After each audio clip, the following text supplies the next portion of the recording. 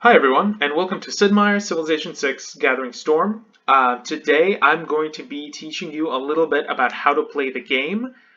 I'm not really going to be going over the fundamentals in any great detail. What I'm going to be mostly focusing on is teaching you how to play a specific civilization to attain a specific victory type. In this case, we're going to go single player, create a game. And we are going to be looking for John Curtin right here, who leads Australia. And Australia is the civilization that we're going to be playing as, and we're going to be very focused on getting a science victory. Now, we're going to be keeping most of these presets the same, except we're going to go for a standard map size. Basically, all these things here, they determine your game experience, right? How difficult it is, right here. Sort of how much of any resource is needed to complete projects and research technologies.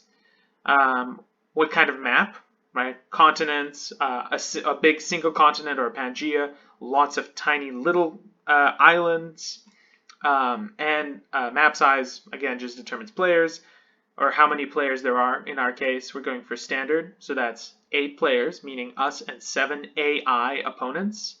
And disaster intensity is basically how impactful natural disasters will be. And that's pretty much all you need to know so far. Let's go ahead and boot up the game and see where that takes us.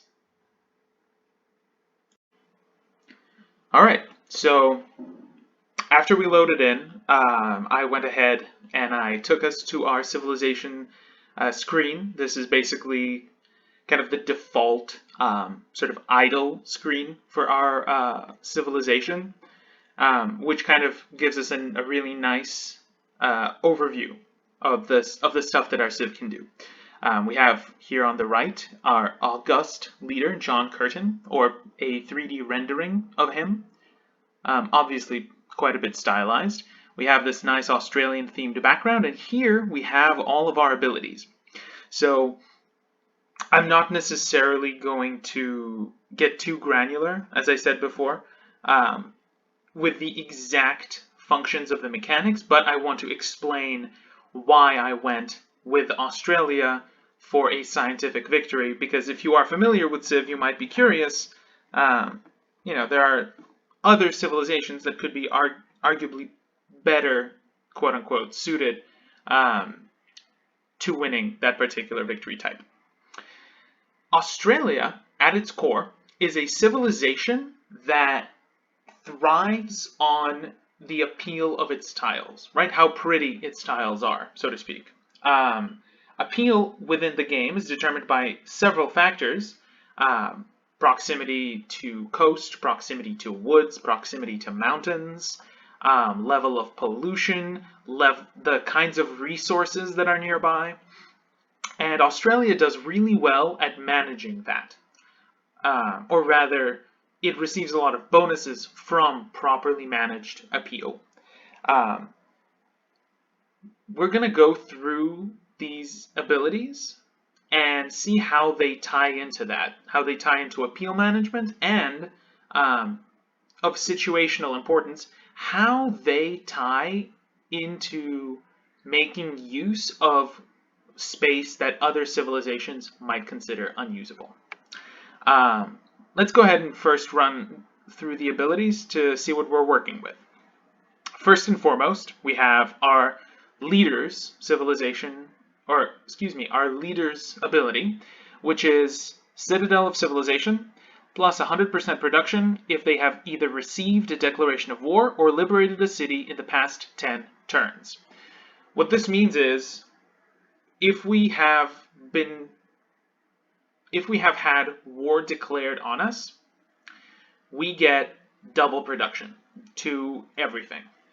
If we have liberated a city within the past 10 turns, same as the war declaration, we also get a plus 100 production. So again, 2 times the production.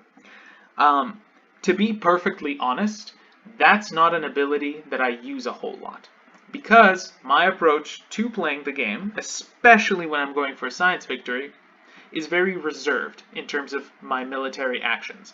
I don't like to get into a lot of conflicts because it's very easy to overextend yourself, and my primary focus isn't on making units, it's on producing science and building other things that help me generate science.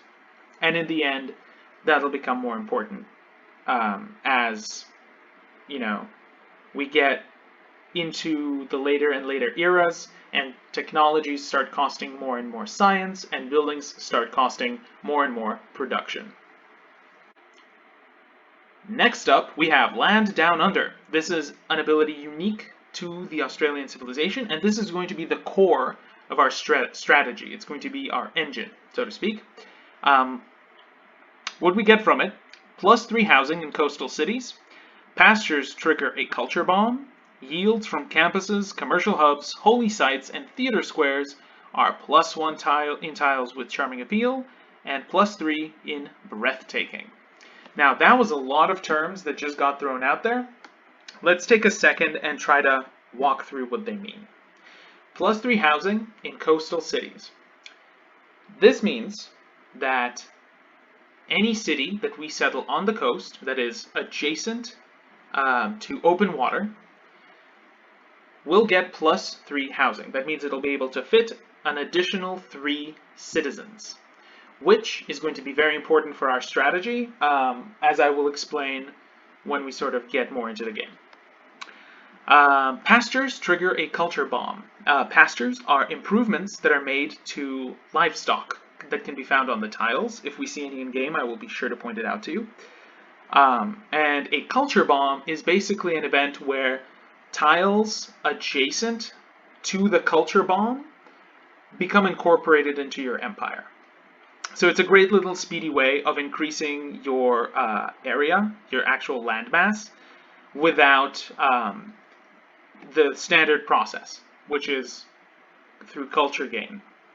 But that may or may not be relevant depending on the kinds of surroundings that we get. Now, yields from campuses, commercial hubs, holy sites, and theater squares are +1 in tiles with charming appeal, +3 in breathtaking. What this means is different districts that produce different things become more effective depending on how attractive the tiles are. The ones we are really going to be focusing on are campuses and commercial hubs, because they are respectively science and gold gain, which are going to be very, very important for us, increasingly so later in the game.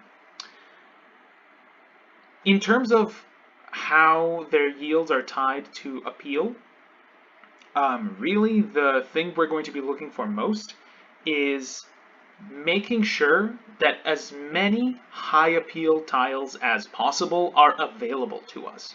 So if we have a choice between settling in high appeal versus low appeal area, we want to settle in the lower appeal area in order to make sure that we have access to better looking tiles to increase our output of science and or gold per turn. All right, so now that we've gotten through that, we have a couple more unique abilities to get through, and then we're going to jump into the game. First up, we have the Digger. It's an Australian, unique, modern era unit that replaces the infantry. It gets additional combat strength when fighting on coastal tiles, and even more combat strength when fighting in neutral or foreign territory. So this ties into our Citadel of Civilization ability in that if someone declares war on us, and we are defending our coastal cities, we get additional combat strength. Or if we're going to liberate a city, which is in foreign or neutral territory most likely, we're going to be a little stronger there. Again, as with Citadel of Civilization, I'm not seeing a whole lot of use out of this whenever I play Australia, just because when I play Australia, it's typically to get a science victory, because if you manage your tiles appeal correctly, you can get very, very, very nice returns for your effort.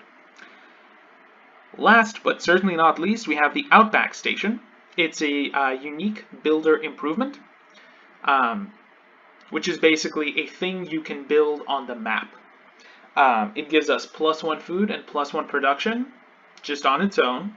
Additional +1 food for each adjacent pasture, right? If you remember, those are improvements made to tiles that have any sort of livestock, like horses, sheep, or cattle. Additional food and production as you advance through the technology and civic tree, which are basically just different types of technological and civil advancements, for each adjacent Outback station and pasture. So the objective here is to clump your Outback stations and pastures together, because that's going to give you a lot of additional food and production. And that's very nice. Now, can only be built in desert, desert hills, grassland, and plains tiles. The reason that that is significant is because grasslands and plains are sort of your typical livestock finding spots, right? They're the expected place where the computer will generate some sort of livestock. But desert and desert hills are frequently looked at as useless tiles because desert inherently doesn't produce anything. Grassland can give you food and production, plains just gives you food. Desert doesn't give you anything. Desert hills give you +1 production, so there's something to look forward to there. But deserts are very bland. They don't give you anything. So, with the Outback Station, Australia is incentivized to look for desert spaces because it can make use of them. And if we see any deserts in game, I will remark on this. There is a wonder, a world wonder, which is basically a special building that can only be built once in the whole world, called Petra, that makes desert tiles incredibly useful. And so with Outback Station, pairing that with Petra can be a very, very powerful strategy for Australia to create like a powerhouse of a city.